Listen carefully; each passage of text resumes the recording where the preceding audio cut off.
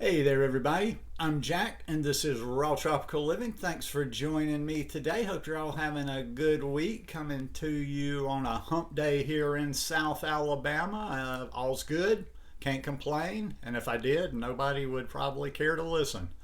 Anyhow, today we're going to talk about listening to your body on a raw food diet. Guys, if you're not already subscribed to my channel, please go down there now and hit that red subscribe button. Then be sure you click on the little bell and check send notifications so you'll stay subscribed to the channel. Listening to your body. Let me get started by saying this when I'm talking about listening to your body on a raw food diet. I want to say it real quick so I don't waste anybody's time here if you're expecting something else. I'm not talking about that woo-woo stuff that you hear from a lot of raw people like, yeah, man, just eat a little bit of fruit, listen to what your body says. I'm talking about really tuning in and listening to your body. And I'm talking about listening to your body without any prejudice. In other words, without something preconceived in mind or fooling yourself. I think a lot of people probably get some of the same signs that I have gotten in my life, but they just don't pay attention to them. So, like I say, this is none of that stuff. What you see is not what you get here. I don't like a lot of the hippie language in the way of putting things like you're not going to hear me talk about vibrating and manifesting and the food that, and all this kind of stuff. Just want to get that out of the way. What I'm talking about when I'm talking about listening to your body is really just paying attention to how your body feels. And, okay, let's take a step back. First of all, something else I should say too is probably if you're just brand new to this lifestyle, you're not going to be able to rely on listening to your body quite in the same way in the beginning that you will as you go, as you do this, as you actually put the food into your body. It'll take a little while, but I would say to start honing that from the very beginning. How can you hone that? Once again, a lot of things that I talk about fall back to my particular circumstances. I live alone. I eat alone. I'm by myself. I have that time I pay attention. I'm very aware. I'm very aware of how everything that I put in my mouth affects and reacts within my body. And I pay attention to that, and I have paid attention to that over the past 8.5 years. And I've gotten really tuned in where I can tell, even on a subtle level. I always want to feel my best. But I do know there are certain things, and I know my limits. I know there's certain things that I can get away with. I know there's certain lines I can go right up to, and I know there's certain lines that I can't cross. And consequently, it doesn't have a whole lot to do, as much to do with the raw and the cooked integration as you might think. It's just I don't know. It's just an instinct you develop over time. But once again, it's an instinct that develops as you're learning about this lifestyle, as you're educating yourself on this lifestyle. I think if you didn't, I don't think it might. I don't know that your instinct would naturally develop if you weren't educating yourself, or if you weren't educating yourself, it might take you a while longer to get on. I mean, you might still be listening to your body, but if you're not educating yourself, it might take you a little bit longer to figure out exactly what you do need for your body. For instance, what am I getting at by listening to your body? I've mentioned many times on here. If it's the first time you're on here, you'll hear it for the first time. But that I put a lot of stock into digestion, and I put a lot of stock in about my general health and general overall disposition based on how my digestion is, how a food affects my digestion. Does it slow up my elimination? Do I feel, there's certain things too I can feel like if it's not, maybe it's not a perfect combination or something, I can sometimes feel just the slightest bit of indigestion in this part of my chest. Not very often, and I know the kind of things that tend to cause that. That's one reason when I add cooked food to what I eat, I prefer sweet potatoes to just regular potatoes, because for some reason sweet potatoes digest for me as closely to raw food as anything I know of. I just had some for lunch. I actually just had some steamed sweet potatoes and collard greens. Now that meal right there, cooked, digest better than a lot of non-cooked stuff I have, depending on the fat. I have nuts in it, I have this and that. But overall, and I would highly advise you to tune into this, is how does that food affect your your just overall digestion. I don't like to feel bloated. I very rarely feel bloated. I've probably felt like actually uncomfortably bloated maybe 2 or 3 times since I've been on this raw lifestyle. Don't like it, so I avoid that at all costs. So I don't like to be bloated. I don't like when my elimination is slowed down. I'm not one of these monkeys that goes 7 times a day like some people tend to claim, but I'm regular. I always go at least 2 times a day. Sometimes I go 3 times a day. Anything that slows that down, I don't like. I like the system, and just even for my mental, I like the system working. I like it just running smoothly, running like it always does, all the time, all the time.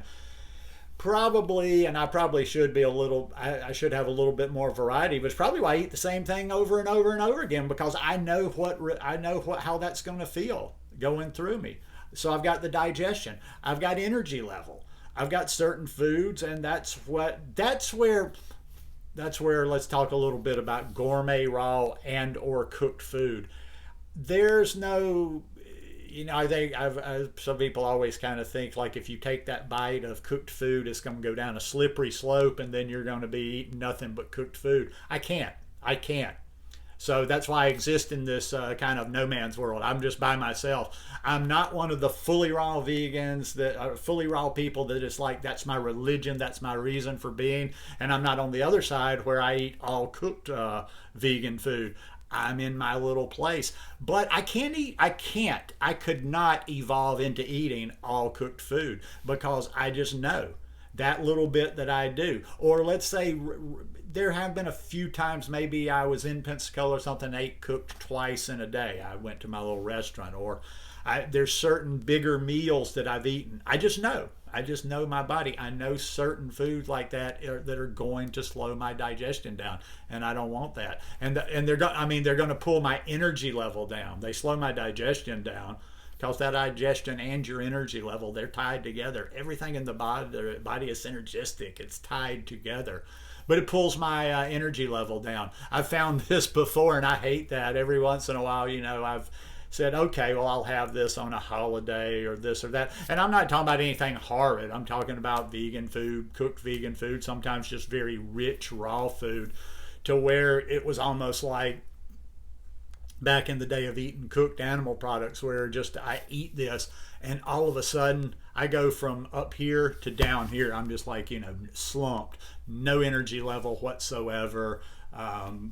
And yeah, so I know, so there are certain things. So I have my boundaries and I know my parameters, and I've been doing this for close to 9 years now, where it's almost like just a well-oiled machine. I just feel good, almost every day. Another way of listening to your body, or looking at your body, it's kind of listening, is your skin. Now I'm old. Nobody's going to never say, oh, you look at you with all that pretty skin. I got tons of skin damage and whatever, but I don't have a lot of blemishes, and I don't have a lot of damage that's not sun related. And I think the better example of that will come from men too, they get acne, but younger people, I've seen a number of women like Melissa used to have horrible cystic acne. There's another couple of people I know on Instagram like that. So the skin, like, how is the skin? Like, people talk about they add certain things back into their diet and their skin breaks out. Listen to these things. Your body is talking to you for a reason. Your body is reacting for a reason. Now you get into other things, people that have actually had issues and stuff. Now, if you've ever dealt with an autoimmune disorder, and I'm just kind of briefly mentioning that, you have to even be a little bit more careful, because I have friends with autoimmune disorders that don't have as much leeway for what they're eating as me. Their path is a little bit more narrow, and if they get off their path, there's going to be severe pain in there. A lot of the stuff I'm talking about here would mean if I cross my boundaries, break my rules, so to speak, I'm just going to feel mild discomfort for a few hours. Some people, it's like if you break your rules, you're going to be in a major health crisis for days. And you know, a lot of times I'm talking to people and they will tell me about something physical in their body they're dealing with, like a pain or something like this. And I know immediately how to get rid of it.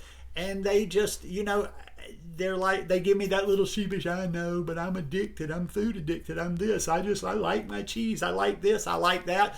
And I actually give them a lot of credit. I'm like, you're a lot sturdier than me. I am a wimp when it comes to pain. I don't like pain, I don't like discomfort, I don't like being sick.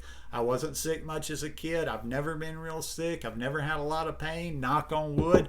And I can't deal with it. So I will do whatever I need to do. If you tell me, that's like, and I'll finish with this. It's like, you know, back in the day, well, how did you know, my cheese is like, cheese has casein in it. Cheese is like heroin. It goes into your brain. Fuck all that. I'm like, I knew what cheese did.